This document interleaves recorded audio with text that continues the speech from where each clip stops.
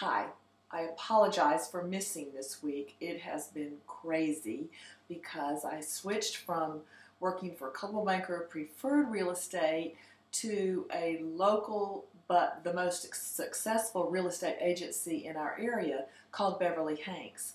And I'm very pleased, but I've just been overwhelmed with all the things I needed to do to make that transition happen as quickly as possible.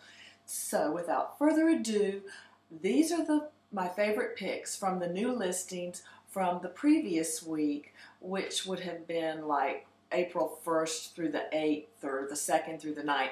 So these are my favorites for this, and following up you'll see that I'm going to add this current week's favorite new listings, and I have a doozy. Don't miss it. I have the first blue ribbon listing that I've been able to choose ever since I started this the first of the year. Have a great week.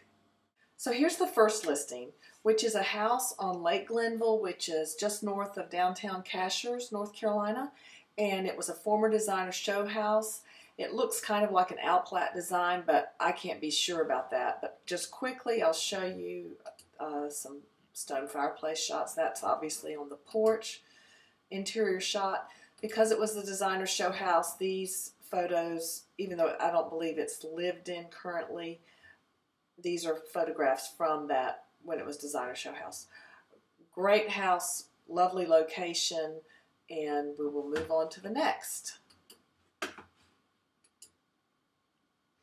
This house is in Marshall, North Carolina, which is kind of north of Asheville. It's a fairly remote area.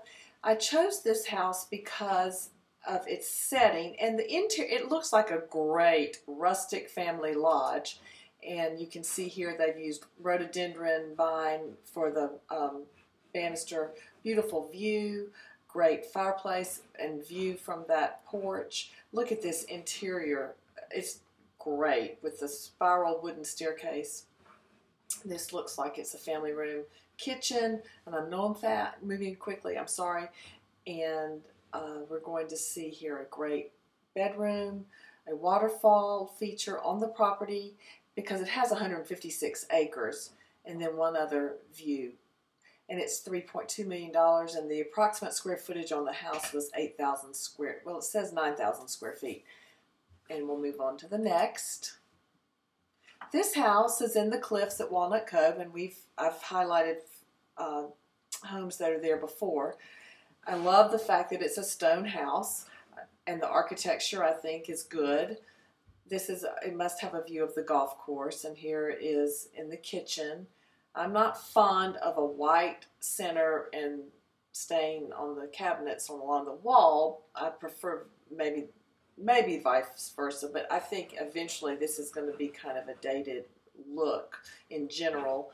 And must be a picture of the pantry, stone fireplace, and then we have a stone fireplace and a built-in grill outside.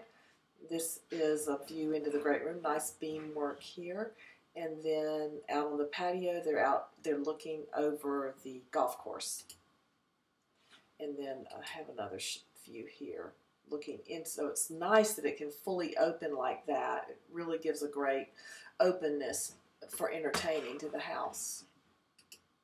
Okay, this last house isn't my favorite architecturally on the outside, but just look at the inside. It's on Lake Toxaway. It's not actually on the lake, but they do have lake access, but it's in the Lake Toxaway Estates. Love the detailed wood work in the ceiling, and this is a lovely office, another bedroom, and another bedroom. It has 4 bedrooms, 4 baths, and 1 half bath. And then it has over 1,000 square feet of covered decks, indoor and outdoor fireplaces, and you can see the great view from there. And then this must be another living area, probably lower level. So this is the exterior, but it's an outstanding mountain house. And like I said, if you want to be able to have lake access, you have that on the private lake, Lake Toxaway, but it's not property that's right on the lake. So those are my 5 for this week, and I apologize again for being so late. I'd love to hear from you. Here's my info. Bye.